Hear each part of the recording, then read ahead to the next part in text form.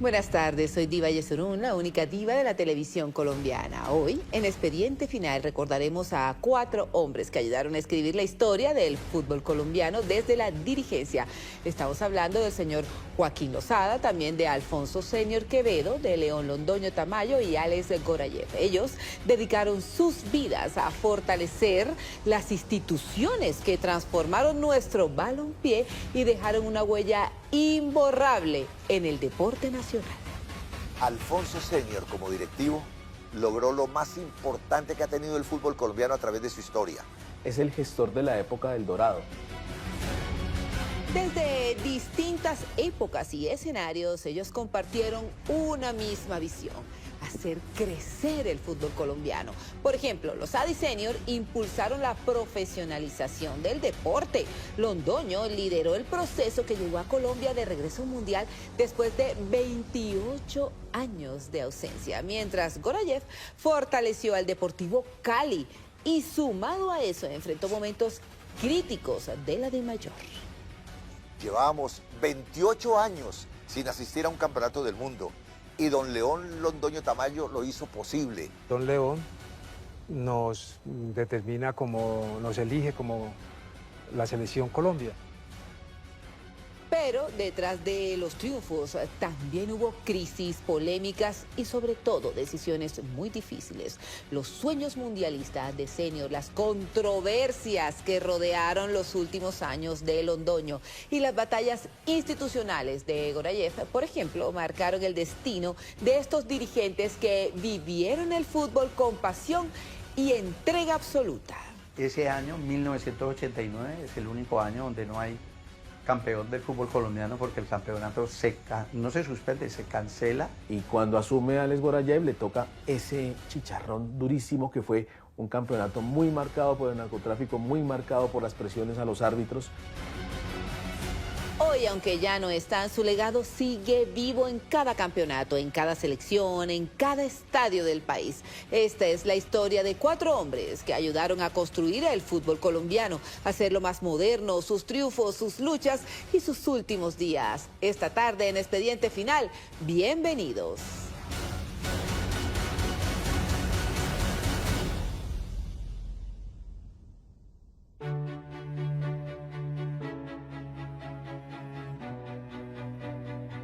$50 millones de almas vibran con furor en torno a nuestra selección.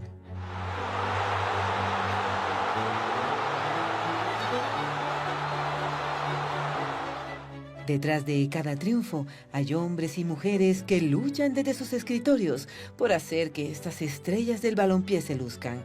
Directivos del seleccionado que a través de sus acciones y decisiones definen en gran parte el futuro de los protagonistas del fútbol nacional. El espectáculo es malo y por lo tanto la gente no va al estadio. Reglamentando no solamente la profesión del arbitraje, sino las demás condiciones para tener un torneo honesto, correcto, como lo tuvimos en el pasado. Las leyes son para cumplirlas, no nos apartamos de ello, pero va a ser dificultoso y yo creo que esto va a ir en perjuicio de los jugadores. La importancia del directivo, el visionario, el que contempla el más allá del resultado dominical, el que cree que armar un equipo es algo para el futuro. Y sobre todo en la época de los 70s y los 80s, juega un papel muy importante, silencioso del éxito que se puede estar viviendo hoy en el fútbol colombiano. Y yo creo que la América también tiene más de 1000 socios. Hablar de fútbol es traer a nuestros días al empresario barranquillero Alfonso Senior Quevedo, quien fue el motor que le dio vida al equipo Millonarios, cofundador de la DIMAYOR y 2 veces presidente de la Federación Colombiana de Fútbol de 1964 a 1971 y desde 1975 hasta 1982. Alfonso Senior fue uno de los directivos más importantes de la historia del fútbol colombiano y lo fue en 2 sentidos. Primero, a raíz de su presidencia y de su mandato en Millonarios, es el gestor de la época del Dorado. El 18 de junio del 46 se crea la escritura pública con la que se crea el Club Deportivo de los Millonarios. Yo creo que mi papá tuvo como una serie de roles distintos en su carrera. Tuvo una como fundador de un equipo y después otra sobre fundador de una división mayor dentro de una federación de fútbol. Entonces, en esos 2 o 3 roles que tuvo y como representante ante una entidad supranacional como es la FIFA. Primero fue fundador de Millonarios y segundo pues fue presidente de la Federación Colombiana de Fútbol y fue el hombre que quiso que nuestro fútbol creciera mucho, trajo hasta el Mundial en el año 86. Lástima que el presidente de esa época no lo aceptara, pero por él debíamos haber tenido un mundial aquí en Colombia. El gran gestor de conseguir esa sede fue don Alfonso Senior. Obviamente León estaba ahí ya como dirigente. Desafortunadamente el gobierno no apoyó, el gobierno de turno no apoyó el hacer ese mundial. La FIFA ya no los había asignado y creo que es un error histórico en mi concepto, con todo respeto, que cometimos. Uno de los grandes dolores de su vida fue que a pesar de haber luchado incansablemente por hacer que Colombia fuera la sede del Mundial de Fútbol de 1986, contando con el apoyo de 97 empresas, finalmente no se pudo hacer realidad y la sede elegida fue México. Ese año la Copa del Mundo se la llevó Argentina, que además pasó a la historia por su legendaria anotación de la mano de Dios del astro Diego Armando Maradona. Me acuerdo mucho que una vez le hice una entrevista a mi papá para una revista en la universidad y le pregunté cuándo había llorado. Lloré en pocos momentos. Uno de los momentos en que lloró él fue si no estoy mal, en el 74, porque en el 74 él fue cuando hizo la propuesta y logró convencer a FIFA de que le diera el Mundial para el 86. Y él me dijo que él se sentó a ver cómo el comité ejecutivo de la FIFA aplaudía a Colombia por haber ganado esa posibilidad. Y me dijo que ahí se le salieron las lágrimas, que él no, digamos que eso fue un momento súper bonito en su carrera. A mí y todos los demás que estábamos en esa época, yo creo que pues esa era una manera de que nuestro país creciera, que hubiesen muchas más infraestructuras y pudiésemos hacer una buena presentación deportiva y que el mundo conociera a Colombia y que nosotros pudiésemos mostrar lo máximo que teníamos, no solamente la mala imagen, sino una imagen muy buena. Y pues el presidente en esa época, Belisario, dijo que no. Han pasado muchos años y eso lo recordamos, yo diría que hasta cierto punto con rabia, porque lo que significa un mundial, lo que estamos viviendo nosotros con las sedes de los mundiales de fútbol, es imposible que Colombia se haya negado a hacer un mundial. Él decía que el mundial se podía hacer. Para don Alfonso, en algún momento hablé con él antes de su muerte y sí decía que su gran frustración era que Colombia hubiera perdido la sede del mundial. Su corazón tenía la sangre azul como su amado equipo Millonarios. Gracias a su gestión, la selección albiazul disfrutó de su época de El Dorado, con la participación de estrellas de la talla de los argentinos Néstor Raúl Rossi, Alfredo Di Stéfano y Adolfo Pedernera, entre otras importantes figuras que lo llevaron a ser considerado el mejor equipo del mundo, conocido por todos como el Ballet Azul. Ellos ganaron la Copa América y pequeña Copa del Mundo de clubes, entre otros. Fue una persona creativa en el acercamiento al fútbol en la medida en que hizo algo que no existía antes. Hizo un equipo que fue espectacular, entre comillas, de la nada.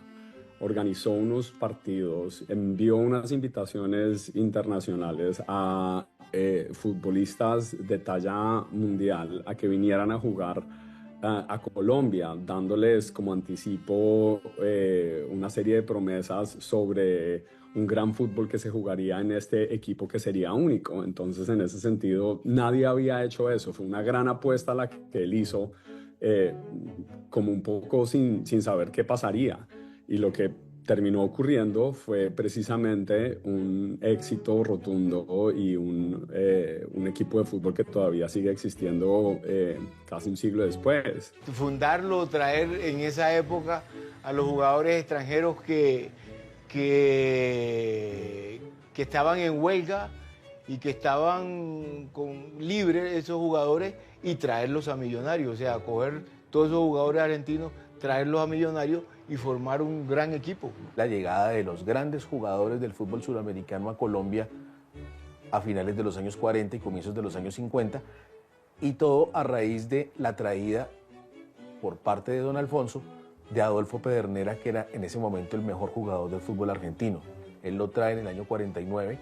La llegada de Adolfo Pedernera fue un boom en el fútbol colombiano, que en ese momento apenas llevaba un año de profesionalismo, y muchos jugadores, no solamente argentinos, vinieron paraguayos, peruanos, ecuatorianos, incluso hasta algunos europeos, vinieron algunos ingleses, y fue una de las épocas más brillantes del fútbol colombiano en cuanto a espectáculo, por la gran cantidad de figuras que hubo en esos primeros años de ese profesionalismo colombiano. Se retiró solo cuando las fuerzas se le agotaron. Falleció a los 91 años cuando vivía la pasión desde las gradas. Una leucemia acabó con sus días después de 2 largos años de lucha con quimioterapias constantes. Falleció en Bogotá el 25 de enero de 2004, acompañado por su esposa Connie, su hijo Diego y otros familiares. Él venía muy enfermo. Yo tuve la oportunidad de entrevistarlo en el año 96, a raíz de los 50 años de Millonarios, y ya él venía con problemas de salud. En la casa estuvimos reunidos los hermanos, una cuñada mía como que lo ayudó a hacer como el paso, en donde estaba ya como que pues no respondía mucho. Sigue siendo uno de los padres del fútbol colombiano. Él fue muy importante para que nuestro fútbol avanzara, ¿no? Avanzara un poco, ¿no? Pues empezó creando lo que es la federación, hacerla más visible. Alfonso tenía un carácter bastante fuerte. Era un hombre decidido, pero respetuoso. Y tenía algo muy importante en la vida, que ojalá todos pudiéramos copiar.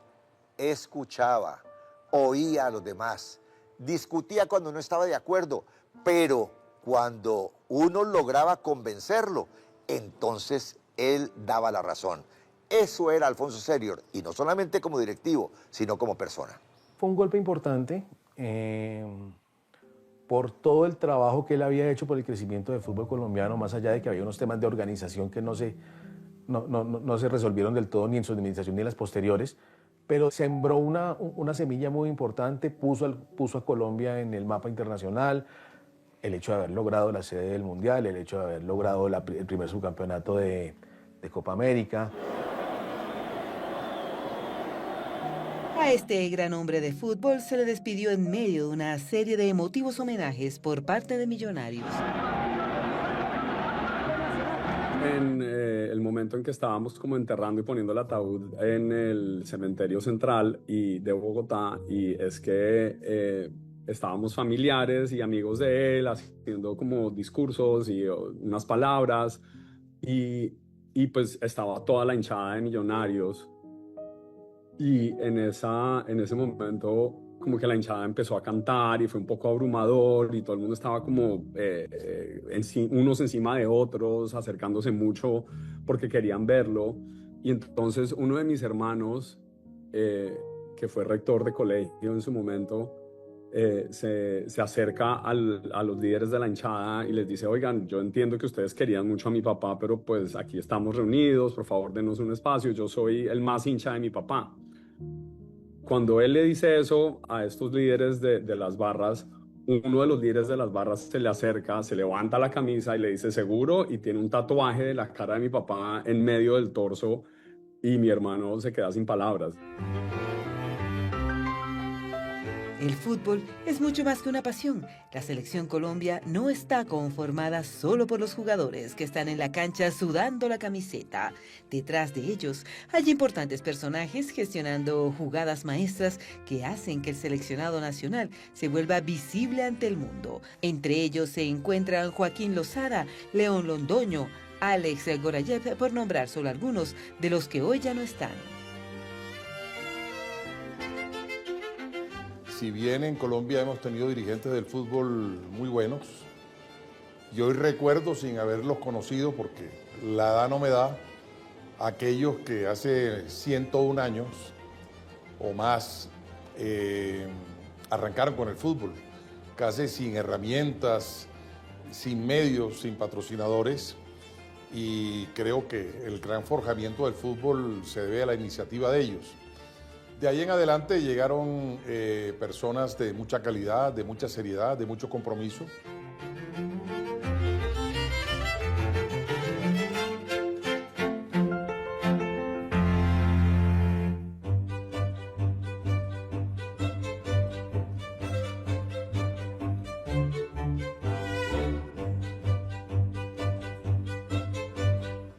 El fútbol es una pasión incontenible. Colombia vibra con cada jugada de sus futbolistas, que son considerados prácticamente unos héroes nacionales. Pero detrás de ellos hay un fuerte y robusto equipo de trabajo que administra sus pases, elige entrenadores, toma decisiones trascendentales para que ellos puedan llegar a los campeonatos con las mejores garantías. El fútbol nacional le debe mucho a sus dirigentes. Varios de ellos ya no están, como el expresidente de la DIMAYOR, Joaquín Lozada, un líder nato. Él trabaja tres cosas, como tres pilares.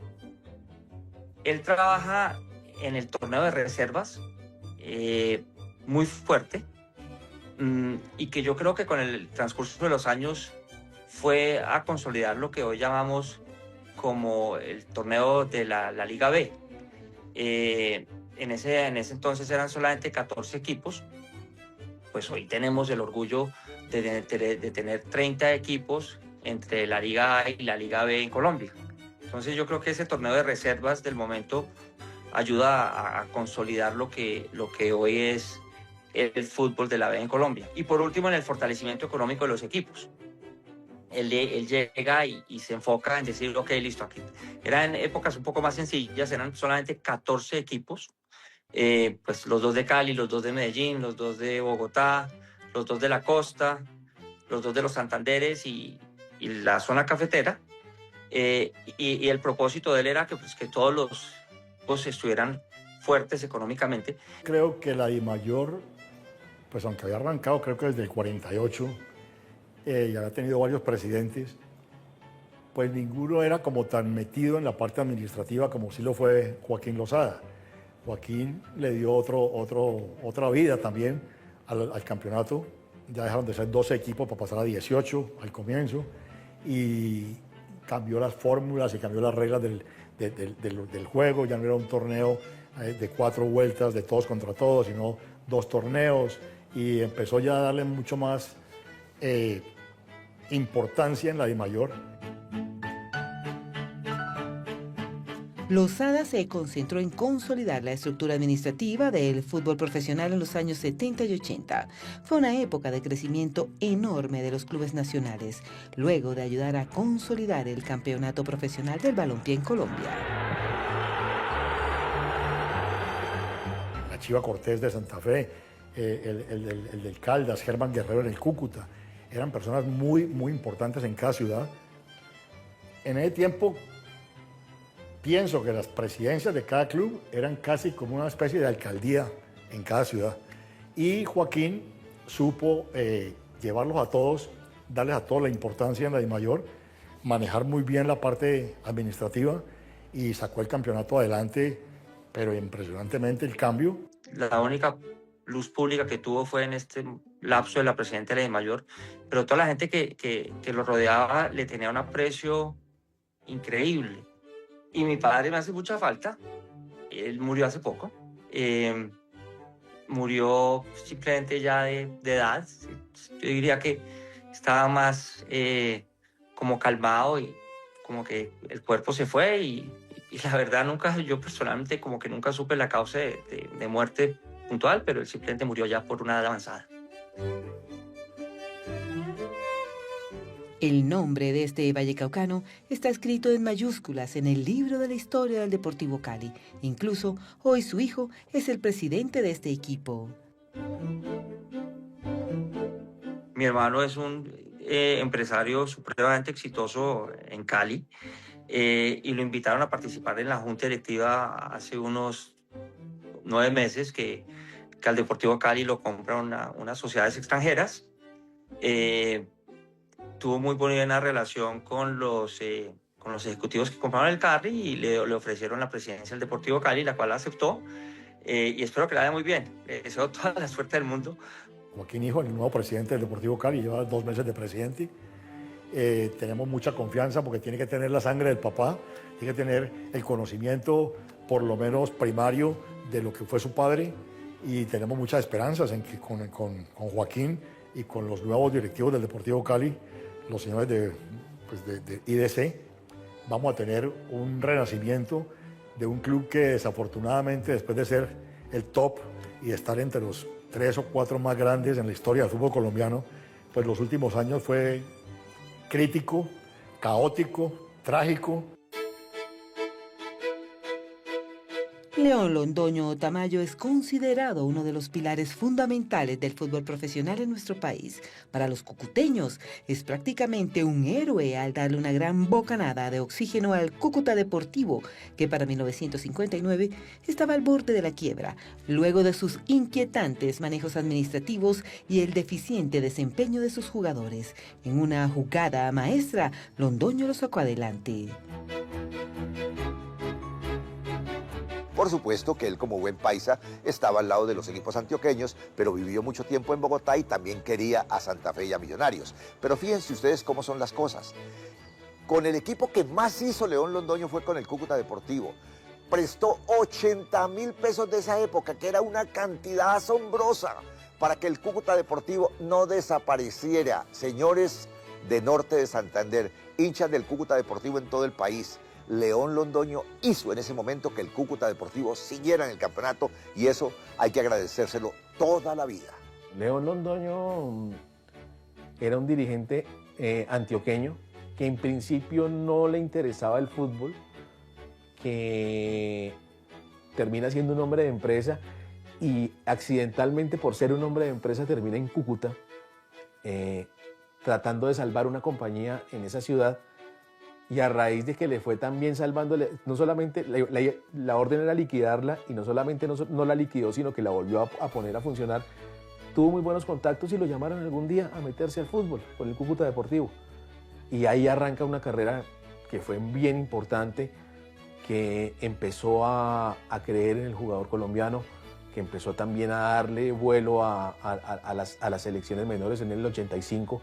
Siendo presidente, viene uno de los grandes hitos del fútbol colombiano en ese momento, que fue haber clasificado por primera vez a un Mundial Juvenil, el que se juega en la Unión Soviética en el año 85. Fue nombrado presidente de la Federación Colombiana de Fútbol para 1982. Gracias al aporte de este hijo de Jericó, Antioquia, y al trabajo duro del seleccionado nacional, Colombia volvió al Mundial después de 28 años, de la mano de Francisco Maturana. Estrellas de la talla de El Pibe Valderrama, Faustino Asprilla, René Higuita y muchos más pusieron en la mira del mundo la camiseta tricolor. León estuvo en una etapa importante, que fue cuando tuvimos un ostracismo internacional, digamos que un poco largo, luego del Mundial del 62 en Chile, donde Colombia estuvo participando solo hasta el año 90. Volvimos a clasificar a un Mundial. Don León Londoño Tamayo partió la historia del fútbol colombiano. Él fue quien partió la historia del fútbol colombiano.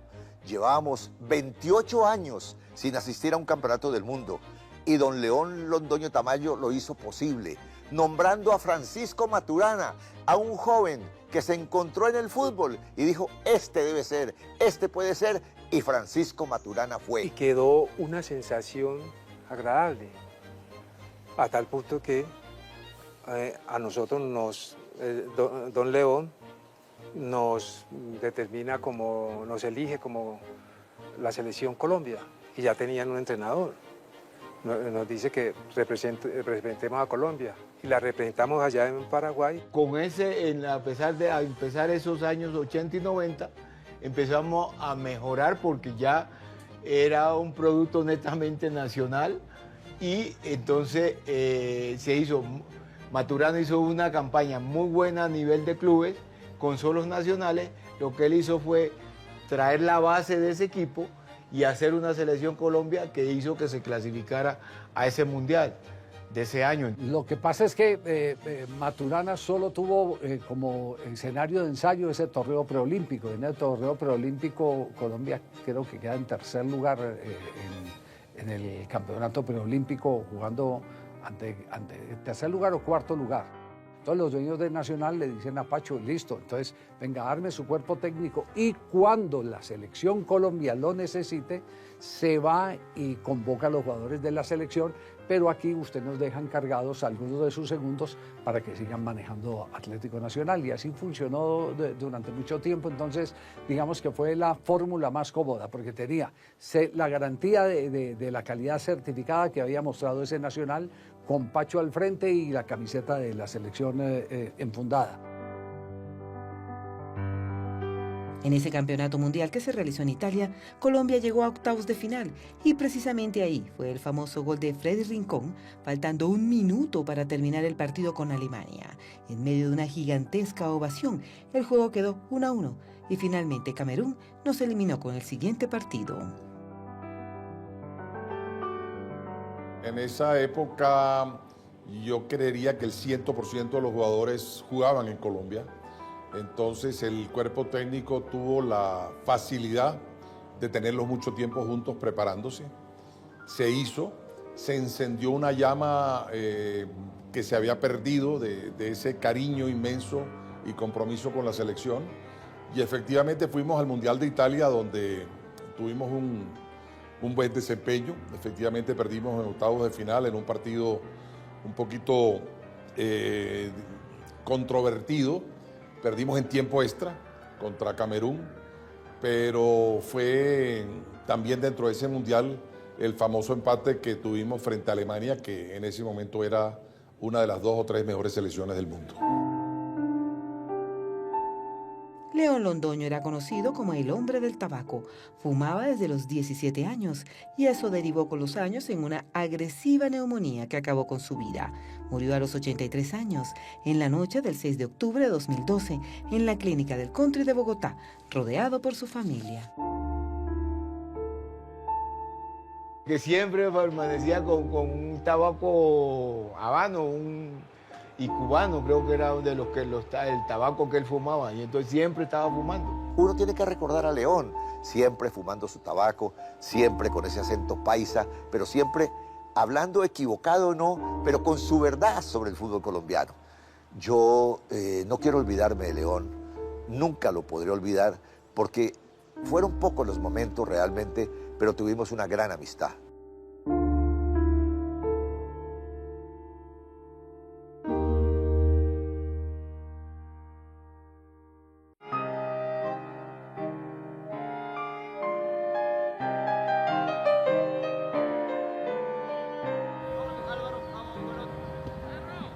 Expediente Final hoy cuenta los detalles de la vida y muerte de varios importantes personajes de la dirigencia del fútbol nacional, como Alfonso Senior, Joaquín Lozada y León Londoño. Imposible continuar sin hablar de Alex Gorayev, un libanés que llegó a Colombia con la ola migratoria de 1951, instalándose en Cali y convirtiéndose en un importante empresario. Llegó acá a Colombia y primero se desempeñó manejando Central Automotor, que era un concesionario de carros manejado por un libanés, por los Dakash, y ahí trabaja y se gana muy joven, estaba cuando asume ese reto, y ahí él va avanzando pues aquí en la ciudad de Cali, se vuelve su ciudad, su país, se vuelve colombiano y comienza a armar empresa, y después de eso pues Siempre digo que la empresa era más o menos le dedicaba más o menos el 30-40% a la empresa y el 60% era al fútbol. Y era un dirigente muy sabio, sabía muchísimo y leía mucho de deporte y de fútbol, y entonces estaba muy empapado y entonces sabía mucho de fútbol, entonces pues ayudó muchísimo a que nuestro fútbol mejorara y que en la parte administrativa. Ale también del Deportivo Cali, fue presidente mucho tiempo, fue campeón con el equipo mucho tiempo, entonces fue un dirigente muy prestante y un dirigente que sabía mucho, ¿no? Y para contratar era muy hábil. Primero, nunca le miento a Alex Gorayev, y menos a la gente. Su gestión desde la DIMAYOR ha sido una de las más controversiales y no es para menos. Desde la presidencia tuvo que enfrentar el azote del narcotráfico al fútbol. Su vida estuvo en peligro varias veces por cuenta de los carteles de las drogas. Más o menos de 75 para adelante comenzó a sentirse ya la presencia de todo el narcotráfico. Y en los 80s, después en el 82, él sale del Deportivo Cali. Y pasa un tiempo y en un momento él me dice, pues hijo, que me están llamando para ser presidente de la DIMAYOR. Él la verdad no era una persona de tener miedos y era una persona que siempre le daba la cara a todo, ¿me entendés? Y yo creo que eso fue lo que lo ayudó, pero sí, en algunos momentos hubo amenazas. Él siempre mantuvo aislado el Deportivo Cali de esa influencia que comenzó a finales de los 70 y que en los 80 pues se expandió completamente. En ese periodo que él estuvo en el Deportivo Cali, él siempre estuvo a cargo, siempre estuvo pendiente de las finanzas, manejaba el equipo con gente de confianza, y tengo entendido que incluso los Rodríguez Orejuela intentaron comprar al Deportivo Cali porque eran hinchas del Deportivo Cali. Él se había retirado de la presidencia del Deportivo Cali en 1983 y, como usted bien lo dice, en el 1989 nunca se fue del fútbol totalmente, seguía presenciándolo como aficionado, seguía teniendo muchos contactos con dirigentes de otros clubes y le hicieron, era un momento muy complicado del manejo en el fútbol colombiano. Él con esos valores que tenía y obviamente él vinieron y en la historia se sabe muy bien que ellos querían comprar al Deportivo Cali, ¿me entendés? Y inclusive estuvieron en la asamblea del club tratando de comprar el club y mi papá siempre, gracias a Dios, siendo él, los recibía siempre, les hablaba siempre les dio la cara y les dio a entender que la decisión no era de él, porque la decisión no era de él, es la verdad. La decisión era de la asamblea y la asamblea le copió a mi papá de que ese no era el camino. Durante su periodo al frente de la DIMAYOR, fue acribillado con 9 balazos el árbitro Álvaro Ortega Madero. El cruel acto ocurrió el 15 de noviembre de 1989, cerca al estadio Atanasio Girardot de la capital antioqueña.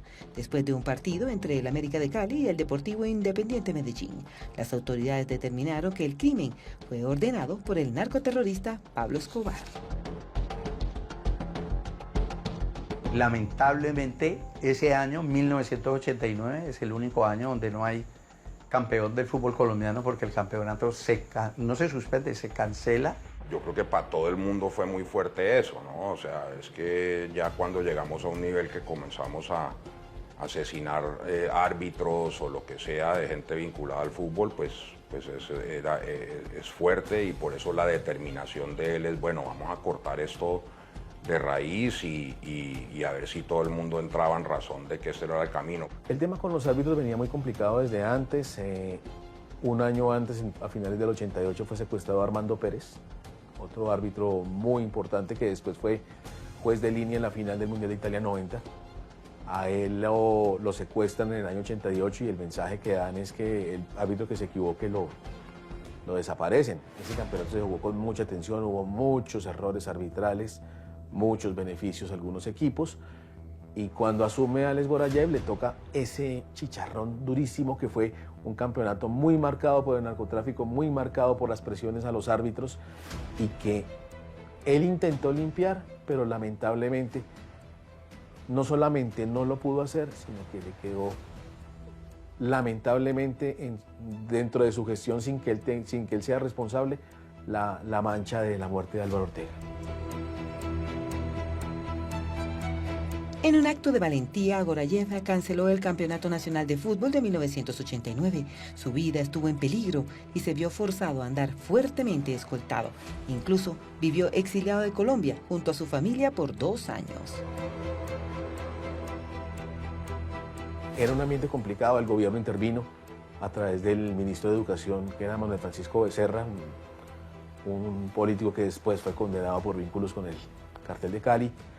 Él denuncia que tiene presiones, denuncia que tiene amenazas y finalmente termina renunciando a la DIMAYOR porque dice, yo no tengo aquí margen de maniobra porque aquí la gente no quiere trabajar limpio, no quiere trabajar con honestidad y en este contexto yo no puedo desarrollar mi labor y a comienzos de 1990 él decide renunciar al cargo. Y ahí retornó a su empresa, y al mismo tiempo, de la misma intensidad y la misma dedicación, se la volcó a la compañía. A nosotros nos tocó irnos a vivir a Estados Unidos por temas de seguridad, porque no era algo puntual, pero sí habían algunas amenazas y algunas otras cosas. Fueron 2 años que nos tocó irnos allá y la verdad él pensaba que íbamos a estar más seguros allá, pero pues era Miami, yo no creo que a mí me da como risa eso porque no creo que era mucho más seguro que estar en Colombia, pero fue algo como una precaución que él quiso tomar y que para él sentirse más tranquilo. Era muy reservado en todo lo que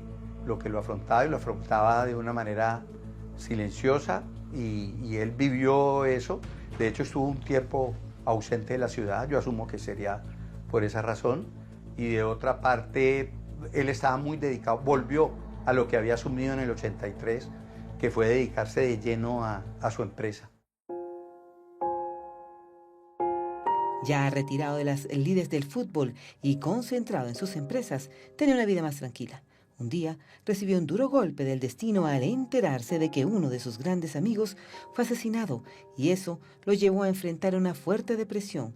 Su hijo, preocupado por su estado de salud, lo invitó unos días a Miami sin saber que ese viaje sería letal. Yo lo comencé a sentir muy mal y entonces le dije, papi, yo creo que tienes que ir a descansar, vete iba a decir, descansas un rato y yo de pronto voy después o lo que sea y lo empujé yo mucho que fuera a descansar porque yo lo vi muy aburrido con todo lo que estaba pasando porque era una época difícil de la ciudad. Toda esa semana hablamos mucho porque me tocó el entierro de mi tío y me tocó todas esas cosas compartir con él y gracias a Dios y después en el momento fue una llamada telefónica que me dijo ya me voy a arrancar, hablamos cuando llegue a Miami, yo listo, yo me eché a dormir y cuando me desperté alguien había escuchado en la radio porque el vuelo era muy temprano y alguien escuchó en la radio, eso salió en la noticia inmediatamente. En ese momento me llamaron a contarme que a Alex le había dado un infarto en el vuelo Miami-Cali y que lo tenían en ese momentico estaba en Panamá y ya lo traían. Pues fue una muerte inesperada, obviamente un infarto en un avión, no lo esperaba absolutamente nadie.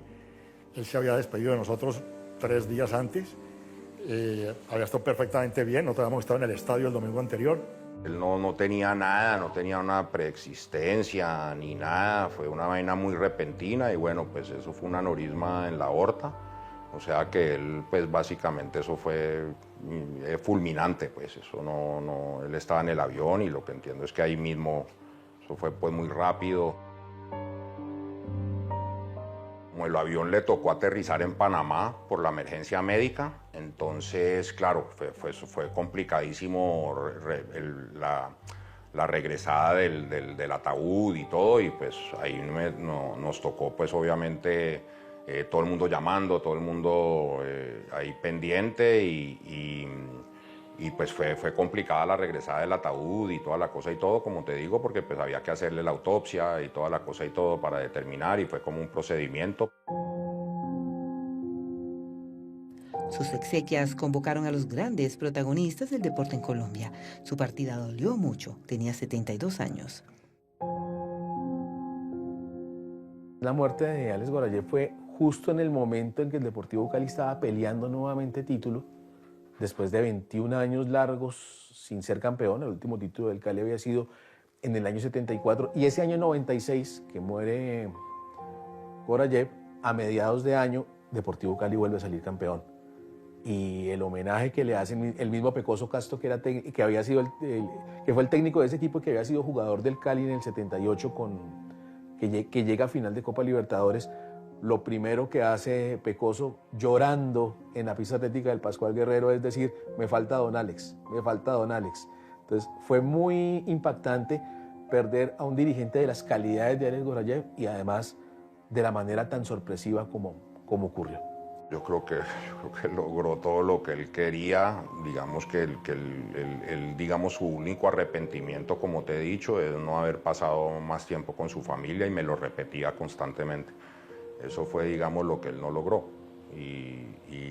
Pero todo lo otro, yo creo que, como bien lo sabe la historia, y el fútbol colombiano, logró todo lo que pudiera en el fútbol colombiano. Logró llegar a instancias que el fútbol colombiano nunca había logrado llegar. O sea, fue el primer directivo en ganar en Paraguay, fue el primer directivo en ganar en Argentina, fue el primer contra River Plate en el Monumental. Son logros que el fútbol colombiano nunca había logrado, llegar a una final de Copa Libertadores. Más que líderes y dirigentes promotores de fútbol, fueron los forjadores de oportunidades y sembradores de sueños de todo un país que vibra con una pasión llamada fútbol, y que gracias a ellos y al esfuerzo y talento de los jugadores ha superado las expectativas de 50 millones de almas. Una huella muy importante para la historia del fútbol. Es agradecerle mucho lo que hicieron por el fútbol, y que nuestro fútbol ha ido avanzando, ha ido creciendo, y pues yo creo que estamos cada vez mejor rankeados dentro del fútbol mundial. Diría yo que el mensaje es que ojalá pudiéramos tener para el fútbol profesional colombiano, para el fútbol colombiano a futuro, uno con las condiciones, características, conocimiento, experiencia, pertenencia, importancia, respeto, no sé qué más, de estos 4 más importantes. Tiene que haber en cada club, en cada ciudad, una persona igual de importante, igual de conocedora, igual de experimentada, igual de respetable, y que eso pueda enaltecer a un futuro el fútbol profesional colombiano. Hasta aquí un capítulo más de Expediente Final. Nos vemos dentro de 8 días con otra historia de impacto. Que tengan una feliz semana y recuerden seguirnos en nuestras redes sociales. Estamos como @Expediente Final en Instagram y también en Facebook. Este y todos nuestros capítulos los pueden disfrutar en DTube. Feliz semana para todos.